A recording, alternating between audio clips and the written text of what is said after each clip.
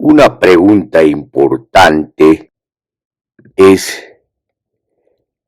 sobre la ética. ¿Qué es la ética? ¿Qué relación tiene la ética con la vida, con el vivir? ¿Qué relación tiene la ética con el vivir? Con el vivir plenamente, con la potencia de la vida. Para comenzar vamos a deslindar la ética de la moral. No se restringe a la moral, aunque de la ética se puede deducir una moral interviniendo la religión o la institucionalidad o un concepto filosófico de moral. Pero no es el caso. El caso es de que la ética es anterior a la moral y no necesariamente tiene que deducirse necesariamente de la ética a la moral. La ética puede prescindir de la moral. Por eso se hace crucial la pregunta sobre la ética. ¿Qué es la ética? Tiempo atrás dijimos que la ética tiene que ver con el sentido comunitario. Incluso podríamos decir con la inmanencia comunitaria, con la relación inmanente de la vida y con la vida, con la sociedad, si se quiere, con el sentido de humanidad, pero también y sobre todo considerando los problemas actuales con el sentido ecológico. Hablando y volviendo a la ética, la problemática de la ética, la comprensión de la ética, es sugerente volver al libro de Baruch Spinoza que titula precisamente Ética. Además, ética demostrada según el orden geométrico. A propósito, Baruch Spinoza define la ética de la siguiente manera. Dice: trataré, pues, de la naturaleza y las fuerzas de los afectos y del poder del alma sobre ellos con el mismo método con que he tratado anteriormente de Dios y del alma. El traductor Atilano Domínguez aclara sobre la publicación de Ética. Como es sabido, el texto de Ética no fue publicado por el mismo Spinoza, que nace en 1632 y muere en 1677, relativamente joven, sino que dio la luz en la ópera póstuma editadas por sus amigos el mismo año de su muerte.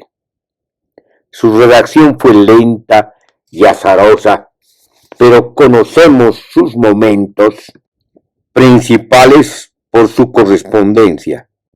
La traducción de la que hablamos es la que asume la editorial Trota el año 2000. Volviendo al traductor, dice respecto a la redacción de la Ética que Spinoza solo publicó 2 obras durante su vida: Los principios de filosofía de Descartes, con los pensamientos metafísicos como apéndice, en 1663, y el Tratado Teológico Político, en 1670. Las noticias de que disponemos nos hacen pensar que antes de la primera fecha redactó el Tratado Breve y el Tratado de la Reforma del Entendimiento, y después de la segunda el Tratado Político y la gramática hebrea. La estructura de ética consiste en partes íntimamente articuladas e integradas. La primera parte demuestra la existencia de Dios y deduce de ella las cosas singulares o modos finitos. La segunda define al hombre como idea de un cuerpo existente que reviste dos formas esencialmente distintas, la imaginación y la razón. La tercera describe la dinámica afectiva de la vida humana desde la perspectiva de la imaginación, es decir, sometida a las pasiones y a su incesante fluctuación. La cuarta examina y valora esa dinámica desde el punto de vista moral y descubre en ella el contraste entre la razón y la imaginación, la acción y la pasión, y al mismo tiempo la experiencia vital de impotencia o esclavitud, al no poder realizar la tendencia al pleno desarrollo. El ideal del hombre libre. La quinta, en fin, presenta de forma sintética los resultados alcanzados y proyecta después la vida humana sobre la naturaleza total, Dios o la sustancia única e infinita, y descubre desde esa nueva perspectiva que Spinoza llama ciencia intuitiva o amor intelectual de Dios, el medio más eficaz para progresar hacia la verdadera libertad y felicidad. Respecto a la interpretación y los comentarios de Atilano Domínguez, el traductor de Ética, podemos poner en evidencia, fuera de su excelente traducción, que deduce de ética la moral lo que nosotros dijimos que no necesariamente tiene que hacerse. Esto queda para una discusión posterior que vamos a retomar. Lo que nos interesa por el momento es aclarar que la concepción de Dios que tiene Spinoza como sustancia infinita, como potencia absoluta, es una concepción panteísta. Vale decir que en contraposición de la idea dualista de Descartes, él tiene una concepción monista y por lo tanto no separa espíritu de materia y por lo tanto comprende que toda la corporeidad, todas las corporeidades son parte de Dios. Todo lo que la filosofía llama res extensa son parte de Dios y por lo tanto también son infinitas. Otros intérpretes han considerado este panteísmo como filosofía materialista, inclusive como filosofía atea. Spinoza, al demostrar la existencia de Dios, está demostrando a su vez el reconocimiento de la existencia misma como unidad infinita y sustancial, que tiene sus afecciones y se manifiesta en atributos. Esta concepción filosófica tiene consecuencias, sobre todo cuando se considera a Dios perfecto. En consecuencia, la materia, lo físico, la corporeidad, no puede ser imperfecta. Desde este punto de vista, podemos deducir que Spinoza está más allá del bien y del mal, y por lo tanto está más allá de la moral. Para deslindar nuestra interpretación de Spinoza, de la filosofía de Spinoza, y sobre todo de ética de Spinoza, vamos a recurrir a Gilles Deleuze, quien en filosofía práctica se deslinda de la interpretación moral de la ética y establece la diferencia entre la ética y una moral. Deleuze dice: no basta con mostrar cómo el panteísmo y el ateísmo se combinan en esta tesis, negando la existencia de un Dios moral, creador y trascendente. Es necesario más bien comenzar con las tesis prácticas que hicieron del espinosismo piedra de escándalo.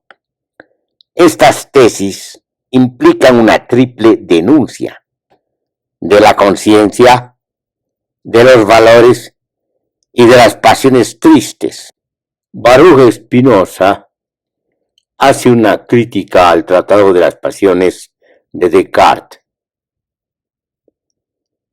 Deleuze dice que, según la ética, por el contrario, lo que es acción en el alma es también necesariamente acción en el cuerpo, y lo que es pasión en el cuerpo es también necesariamente pasión en el alma. Ninguna primacía de una serie sobre la otra. Entonces, ¿qué quiere decir Spinoza cuando nos invita a tomar el cuerpo como modelo?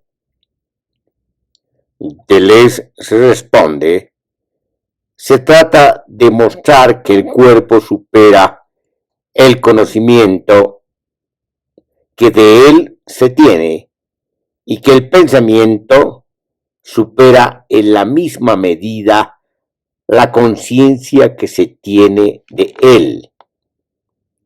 No hay menos cosas en el espíritu que superan nuestra conciencia que cosas en el cuerpo que superan nuestro conocimiento. Solo por un único e igual movimiento llegaremos, si es que es posible, a captar la potencia del cuerpo más allá de las condiciones dadas de nuestro conocimiento y captar la potencia del espíritu más allá de las condiciones dadas de nuestra conciencia. Se busca la adquisición de un conocimiento de los poderes del cuerpo para descubrir paralelamente los poderes del espíritu que escapan a la conciencia, y así comparar estos poderes. En resumen, según Spinoza, el modelo corporal no implica desvalorización alguna del pensamiento en relación a la extensión, sino algo mucho más importante, una desvalorización de la conciencia en relación al pensamiento, un descubrimiento del inconsciente de un inconsciente del pensamiento, no menos profundo que lo desconocido del cuerpo. Hemos hablado de la desvalorización de la conciencia en beneficio del pensamiento. Ahora vamos a hablar de la desvalorización de todos los valores, principalmente del bien y del mal, en beneficio de lo bueno y lo malo. Al respecto se puede decir que la ética es una tipología de los modos inmanentes de existencia. Esto reemplaza a la moral. No hay que olvidar que la ética se refiere a la existencia. Como hemos dicho, reemplaza a la moral. En este sentido, la ética se refiere a las ponderaciones inmanentes. En cambio, la moral es el juicio de Dios. Sin embargo, la ética deconstruye y disemina el juicio al sistema de juicio.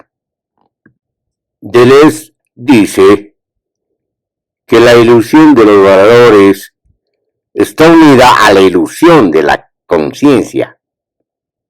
Como la conciencia es ignorante por esencia, como ignora el orden de las causas y las leyes de las relaciones y sus composiciones, como se conforma con esperar y recoger el efecto, desconoce por completo la naturaleza. El no comprender nos lleva al error de la imaginación, que atribuye una finalidad al mundo de las cosas.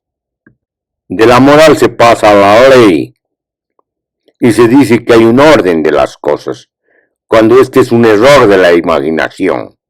En el mejor de los casos es una interpretación de la imaginación. Por una parte, la teología nos lleva a la hipótesis de un Dios moral, creador y trascendente. Por otra parte, la falta de comprensión nos lleva a considerar una ley. La ley aparece como instancia trascendente que determina la oposición de los valores del bien y el mal. El conocimiento, en cambio, es la potencia inmanente que determina la diferencia cualitativa entre los modos de existencia bueno y malo, lo que me hace bien y lo que me hace daño al cuerpo. Ahora vamos a hablar de la desvalorización de todas las pasiones tristes en beneficio de la alegría.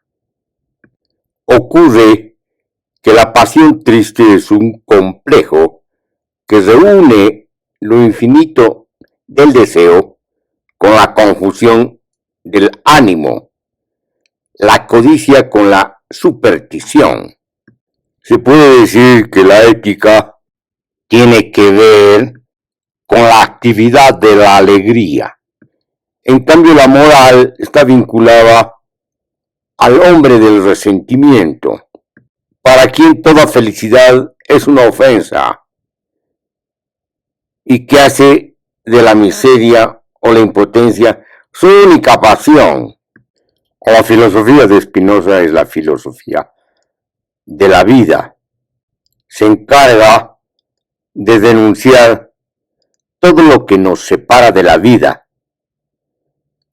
Todos estos valores trascendentes vueltos contra la vida, vinculados a las condiciones e ilusiones de nuestra conciencia. De esta manera, la vida queda envenenada por estas inclinaciones del bien o por el bien y del mal o por el mal. Entonces, lo que resalta es la culpa y se obtiene el mérito. En sentido religioso, destaca el pecado y en contraposición se obtiene la redención. Deleuze dice que la crítica de las pasiones tristes se arraiga profundamente en la teoría de las afecciones. se puede considerar a la ética como una etología, tanto para hombres como para animales. Considera para cada caso su poder de afección. Tanto, desde el punto de vista de la etología del hombre, podemos distinguir, en primer lugar, dos tipos de afecciones. Las acciones, que se explican por la naturaleza del individuo afectado y derivan de su esencia, y las pasiones, que se explican por otra cosa y derivan del exterior. A la pregunta de cómo llegar a la felicidad, se tiene una respuesta: hay que salir de las ilusiones. Hasta aquí tenemos preliminares, comentarios preliminares a la ética de Spinoza. Comentarios realizados a partir de la lectura de los libros de Spinoza, sobre todo la ética, y tomando en cuenta y en consideración las lecciones sobre Spinoza de Gilles Deleuze.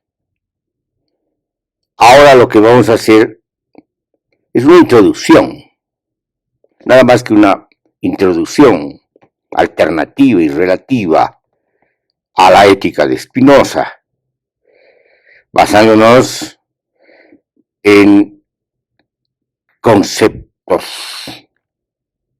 fundamentales vertidos por Spinoza. A la pregunta de por qué Spinoza denomina a su escrito fundamental ética y no ontología, podemos ciertamente considerar lo que responde Deleuze, diciendo que en su tiempo, por los controles institucionales religiosos, por la represión de estas instituciones, por la Inquisición y la censura, Spinoza no llama ontología a la ética. Sin embargo, también pueden haber otras respuestas al respecto. Podemos considerar una ontología ética y una ética de la ontología, pero no se trata de juegos de palabras, sino de la comprensión de la ética. Ciertamente habla de Dios, de la existencia y de la substancia infinita, de los atributos infinitos de Dios. Sin embargo, hay que aclarar, como otros comentaristas lo han dicho, que para Spinoza Dios es la naturaleza, tiene una concepción panteísta. Sin embargo, no se trata de estas grandes, impactantes proposiciones, sino de lo que se trata fundamentalmente es de la interpretación, el desciframiento, y si ustedes quieren, la interpretación actualizada de la ética de Spinoza. Como dice Deleuze, no comienza con Dios, sino comienza precisamente con la substancia y los atributos de la substancia, los modos de la substancia. Es después cuando habla de Dios, de la manera como lo expone, sin separar a Dios de la existencia, sin separar el pensamiento de la existencia. Se puede decir que Dios es lo mismo que la existencia. Dios no es anterior a la existencia, sino que es inmediatamente existencia.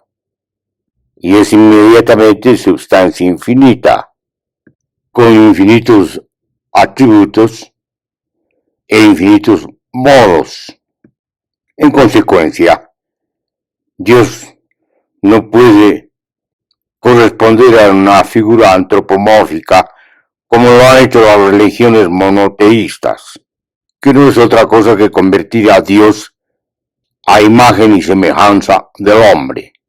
Desde nuestra interpretación podemos decir que Dios es el acontecimiento de la existencia con sus infinitos atributos e infinitos modos.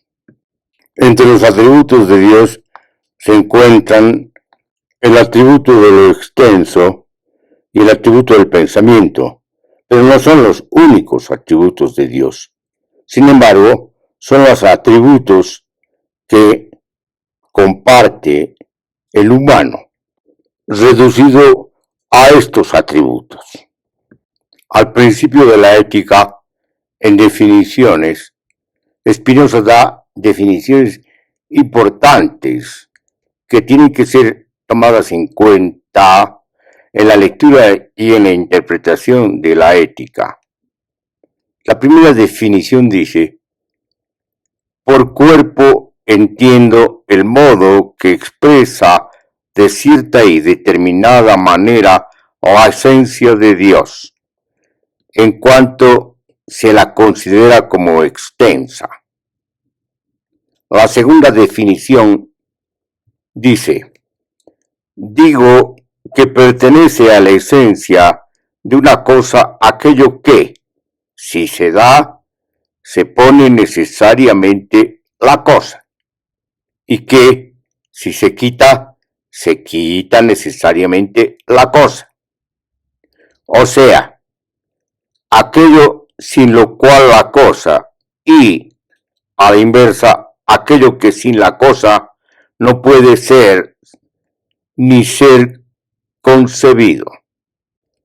La tercera definición se expresa de la siguiente manera: por idea entiendo el concepto del alma, que el alma forma porque es cosa pensante.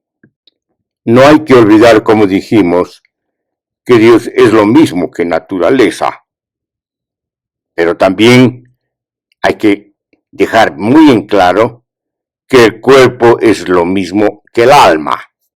El monismo de Spinoza se enfrenta al dualismo de Descartes. ¿Cuál es la relación entre la existencia de Dios, que es naturaleza, y la existencia humana? La existencia humana puede haberse o no haberse dado. La existencia necesaria es la existencia de la naturaleza. La proposición 1 de la naturaleza y el origen del alma dice: el pensamiento es un atributo de Dios. Y la proposición 2 dice: la extensión es un atributo de Dios, o sea, Dios es una cosa extensa. La proposición 3 dice: en Dios se da necesariamente la idea, tanto de su esencia como de todas las cosas que se siguen necesariamente de esa misma esencia. La proposición 4, la idea de Dios, de la que se siguen infinitas cosas, en infinitos modos, solo puede ser única. La proposición 5, el ser formal de las ideas reconoce a Dios como causa solo en cuanto se considera como cosa pensante, y no en cuanto que se explica por otro atributo. Es decir, tanto las ideas de los atributos de Dios como las de las cosas singulares reconocen como causa eficiente no a los mismos objetos ideados o cosas percibidas, sino al mismo Dios en cuanto que es una cosa pensante. Proposición 6. Los modos de un atributo cualquiera tienen por causa a Dios, en cuanto que se lo considera solo bajo aquel atributo del que son modos, y no en cuanto que se lo considera según algún otro. Proposición 7. El orden y la conexión de las ideas es el mismo que el orden y la conexión de las cosas. Proposición 8. Las ideas de las cosas singulares o modos que no existen deben estar comprendidas en la idea infinita de Dios, del mismo modo que las esencias formales de las cosas singulares o modos están contenidas en los atributos de Dios. Proposición 9.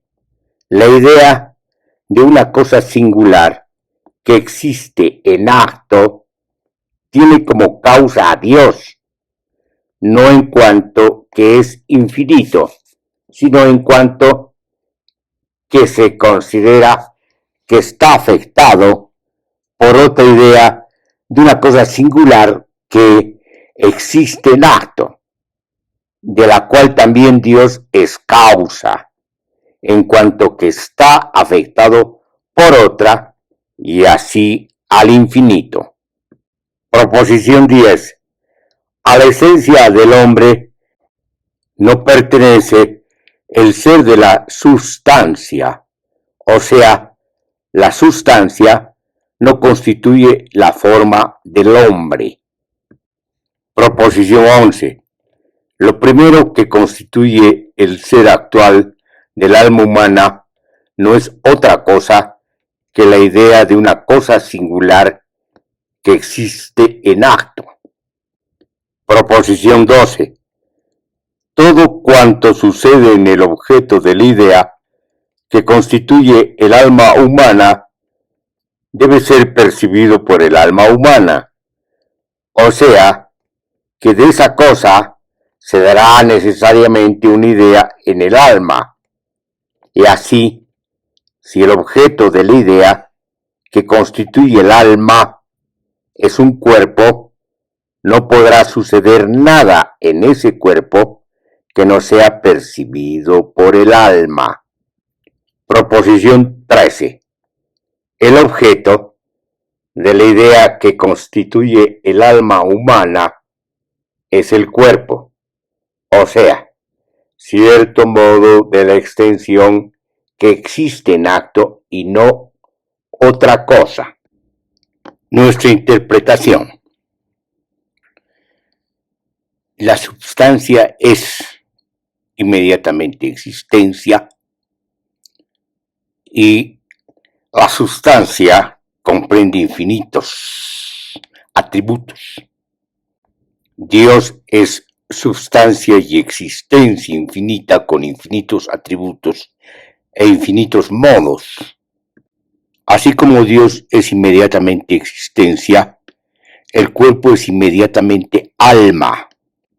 En otras palabras, el cuerpo vivo es alma, está animado. Lo mismo se puede decir de los otros animales no humanos. Por eso las sensaciones del cuerpo son inmediatamente ideas. Se trata de ideas que están vinculadas a la imaginación. Hay una diferencia entre las ideas de la imaginación y las ideas construidas por la razón. La razón escapa a la ilusión de la imaginación y esclarece, de acuerdo a la existencia y a la esencia, a los modos de la sustancia, lo que ocurre, el acontecimiento de la existencia. En tanto que el humano solo participa en dos atributos de Dios que tienen que ver con la res extensa y el pensamiento. El humano tiene cuerpo y tiene alma. Entonces, piensa. Sin embargo, el humano no llega a tener ideas plenas, sino meras aproximaciones. Todavía tiene ideas confusas, que la razón va esclareciendo, desvaneciendo la niebla. El humano no es substancia, sino participa de la substancia de Dios. Se puede decir que Dios es la causa inmediata y necesaria de todo. Es, como dijimos, existencia. Ahora bien, esta existencia contiene infinitos atributos, y los atributos se manifiestan en modos. Por eso mismo también se puede hablar de causa eficiente, de la relación entre causa y efecto. Hay que encontrar las causas para explicar los efectos, para explicar los fenómenos que son causales, escapando de las ilusiones de la imaginación, también de las ilusiones de la moral, que atribuye a los valores humanos los valores del bien y del mal. Además, atribuye finalidades a la existencia, cuando estas finalidades no las hay. Esta es una ilusión teleológica.